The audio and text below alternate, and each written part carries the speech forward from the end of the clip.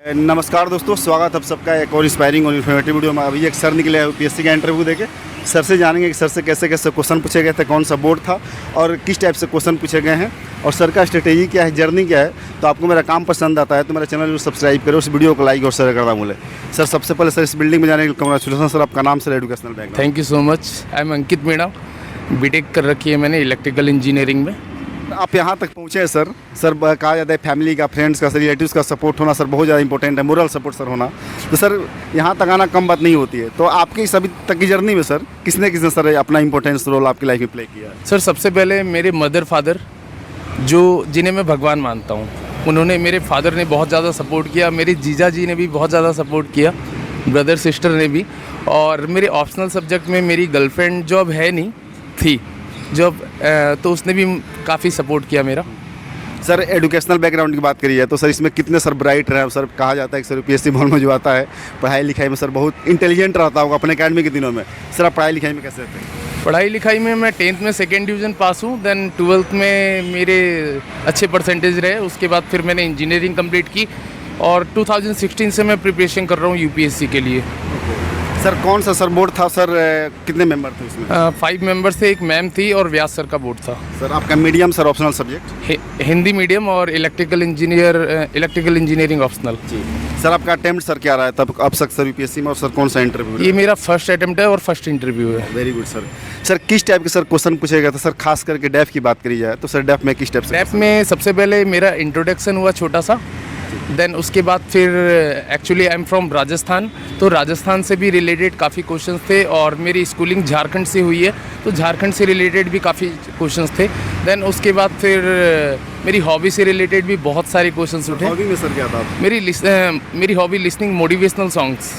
तो सर ऐसा कुछ क्वेश्चन पूछा गया था हॉबी में, कोई मोटिवेशनल सॉन्ग? हॉबी में मोटिवेशनल सॉन्ग है मेरी कॉम मूवी का जिद्दी दिल, माय फेवरेट सॉन्ग। तो उससे काफ़ी क्वेश्चंस पूछे गए कि यही गाना आपको मोटिवेट क्यों करता है और अदर गाने मोटिवेट क्यों नहीं करते। लता मंगेशकर के लिए भी पूछा गया मुझसे कि लता मंगेशकर के मोटिवेशनल सॉन्ग आपने सुने हैं? तो मैंने बोला हाँ सुने हैं। तो बोला कौन सा? तो वंदे मातरम सुना है मैंने। देन उसके बारे में भी उन्होंने क्वेश्चंस पूछा कि वंदे मातरम कितने सेकेंड में गाया जाता है? तो 65 सेकेंड में गाया जाता है वंदे मातरम। देन उसके बाद फिर उन्होंने पूछा AR रहमान पसंद क्यों नहीं मुझे?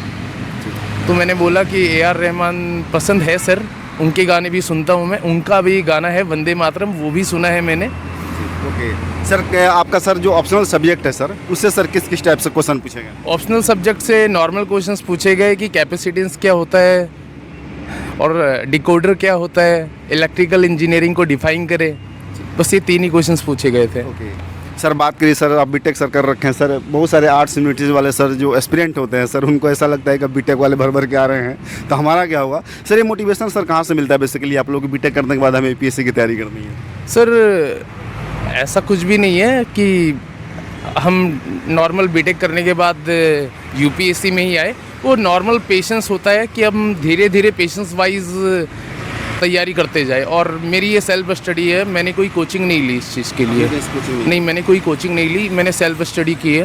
ओके सर बात करें जाए करंट के बारे में तो करंट में क्वेश्चंस बहुत सारे पूछे जाते हैं, बताया जाता है करंट बहुत जो है कि जो कैंडिडेट आते हैं इंटरव्यू देने, करंट बहुत स्ट्रॉन्ग करके आते हैं। सर करंट कुछ क्वेश्चन था? हाँ, करंट क्वेश्चंस थे।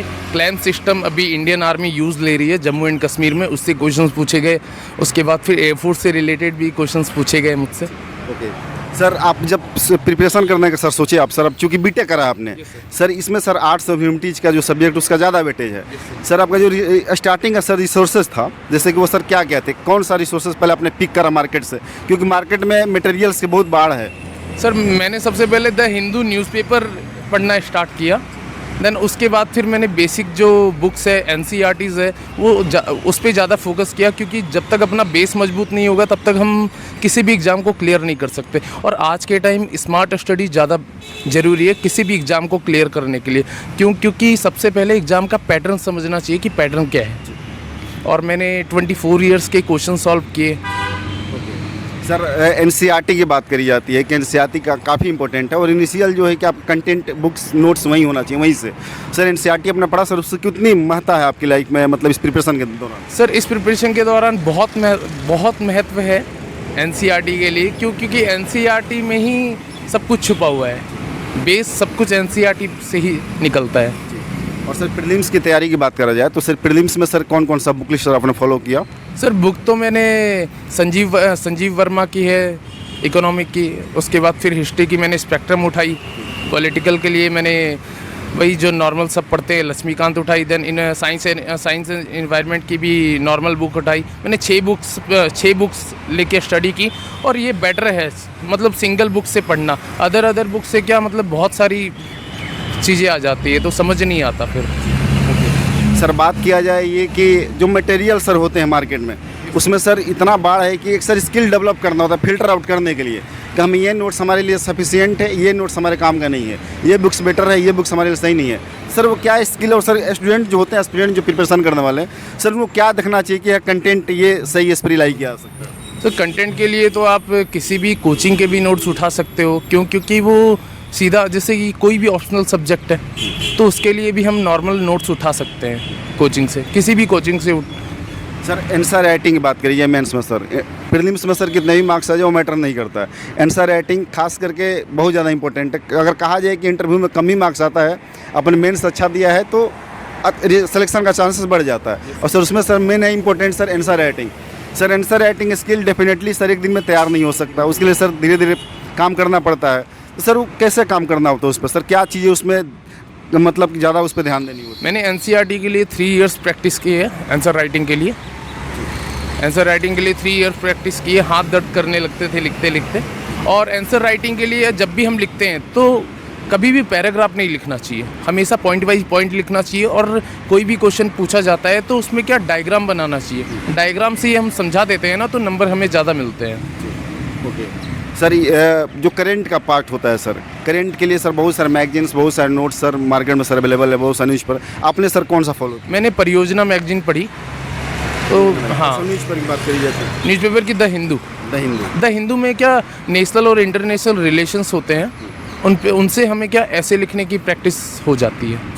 ओके सर, अब इंटरव्यू की थोड़ी सी बात कर ले कि इंटरव्यू में आपको ऐसा लगा कि थोड़ा सा ग्रिल किया गया, ऐसा कुछ फील हुआ? हाँ ऐसा फील हुआ, क्यों काफ़ी क्वेश्चंस ऐसे थे जैसे कि अभी दिल्ली में ही अगर हम आपको दिल्ली में एज ए एसडीएम बना देते हैं, प्रशिक्षु एसडीएम, ट्रेनी एसडीएम बना देते हैं, देन वहाँ पे यहाँ पे बहुत ज़्यादा पॉल्यूशंस है, यहाँ पे यमुना नदी है और बहुत ज़्यादा गंदी है।